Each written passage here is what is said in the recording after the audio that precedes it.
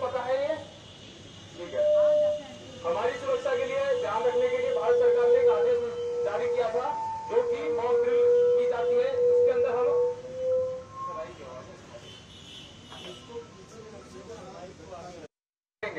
एक तो air strike होते समय हमें क्या करना है, और एक एयर स्ट्राइक चलते समय हमें क्या करना है, और एयर स्ट्राइक खत्म हो जाने के बाद हमें क्या क्या करना है।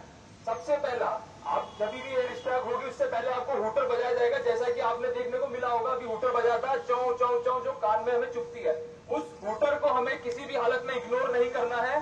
जब कभी भी हूटर की आवाज हमें आती है तो हमें तुरंत खड़े होके, और जो आठ जिसे बोलते हैं हम हिंदी में, आठ जहां छुपने की जगह हो वहां पे सबसे पहला ये कि हूटर को इग्नोर नहीं करना है। दूसरा ये कि हमें घबराना नहीं है, पैनिक नहीं होना है किसी भी हालत में। किसी भी हालत में हमें पैनिक नहीं होना है, संतुष्टि से, आराम से, धैर्य से हमें काम करना है। तीसरा, जैसे ही पैनिक बटन बज के आपका हूटर चालू होता है, आपको ऐसी जगह खड़ा होना है जहां पास में दरवाजे ना हो और खिड़की ना हो। कई बार होता है कि बम ब्लास्ट हो, आप खिड़की को और गेट को अवॉइड करके साइड में खड़े हो। जैसे ही आपको लगा कि अभी थोड़ा कंफर्टेबल फील है कि हम इतना सेफ है कि ना हमारे पास खिड़की है ना गेट है, इस कंडीशन में आपको लिफ्ट यूज नहीं करनी है।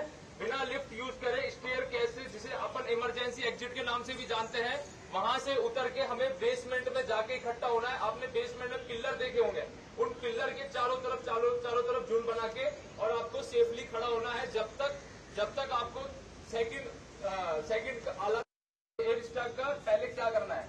जब एयर स्ट्राइक चल रही है तो आप सभी के पास में एक फर्स्ट एड होना चाहिए। फर्स्ट एड के अंदर होनी चाहिए एक आपकी पानी की बोतल, एक आपके फोन के लिए पावर बैंक, और एक आपका फोन, दूसरा आपके पास टॉर्च, और तीसरा छोटी मोटी मेडिसिन जिसको बीपी हाई वगैरह या चक्कर वगैरह आते हैं, ORS गोल्ड वगैरह, ये आपको अपने बैग में एनी टाइम साथ रखना है जब तक एयर स्ट्राइक खत्म नहीं होती है। जहां भी आप जाएंगे असेंबली पॉइंट में या बेसमेंट में, वहां उसको फर्स्ट एड को आपको अपने साथ लेके जाना है। ये हुआ सेकंड। जिस टाइम एयर स्ट्राइक चल रही हो, आराम से शांति से खड़ा होना है।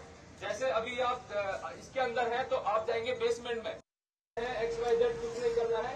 और इस कंडीशन के अंदर आप अफवाह से और कोई फोटो या पिक्चर ना लें और उनसे बचे, ना किसी से आप शेयर करें। ये आपको फॉलोअप करना है।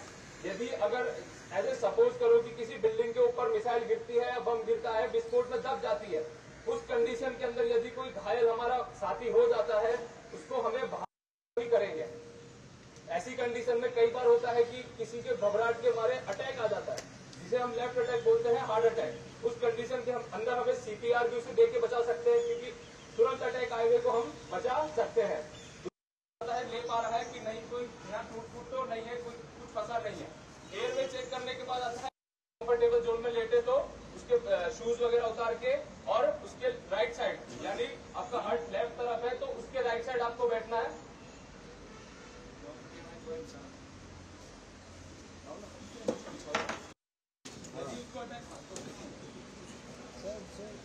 सब थोड़ा सा सब ये अभी सपोज करना है कि ये अभी घायल हो गया, एकदम से इसको अटैक आया, तो इसका मुंह मुझे खोलना है, इसके लेफ्ट तरफ बैठना है, हार्ट उसका राइट, यहाँ पे हाथ रख के या फिर उसकी यहाँ नवस पकड़ के मुझे चेक करना है उसकी ब्रीथिंग चालू है नहीं चालू है। मुझे इसको मसाज करनी से जिसे बोलते हैं CPR मसाज। इसके राइट तरफ घुटना रखा और ये पोजीशन लेने के बाद राइट हैंड को लेफ्ट हैंड से लॉक करने के बाद उसके चेस्ट पे रखना है। अब मैटर करता है कि हमें हाथ कहाँ रखना है। आपके जो ये लंग्स होते हैं,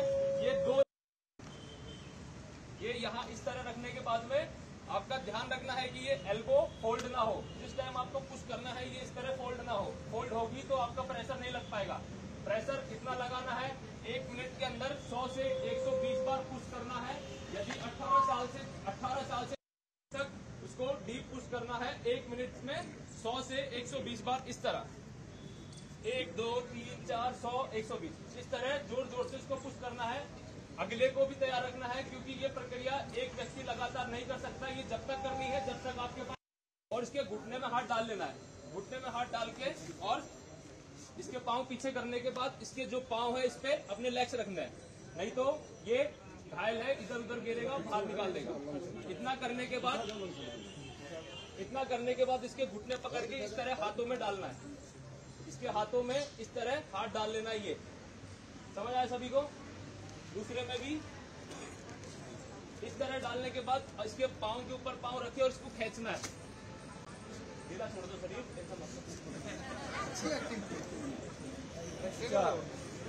ढीला छोड़ो ना भाई, साइड क्यों करो, वापस ढीला छोड़ो।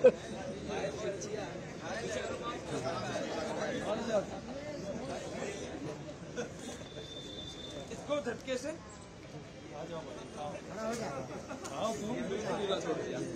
इस तरह अपने ऊपर लाभ लेना है। उसके बाद इसका राइट जो हैंड है छोड़ दो, अपना राइट हैंड फ्री करो और खोल लो। अपने राइट हैंड से इसका हैंड पकड़ के इसकी कलाई ग्रिप करो। यदि उंगली से आप ग्रिप करके रखेंगे तो कहीं ना कहीं ये मूव करके निकल जाएगी। इसकी कलाई ग्रिप करके और अपने गर्दन के इस तरफ डालो और राइट हैंड को इसकी जांघ यानी थाइस के नीचे डाल के और राइट जो आपका हैंड था कैरी कर लो। एक हाथ आपको गेट खोलने के लिए आसानी रहेगी। ऐसा कोई पर्दा आ जाएगा या गेट आ जाएगा तो उसको आप खोल के धक्का देके आराम से इसको लाके नीचे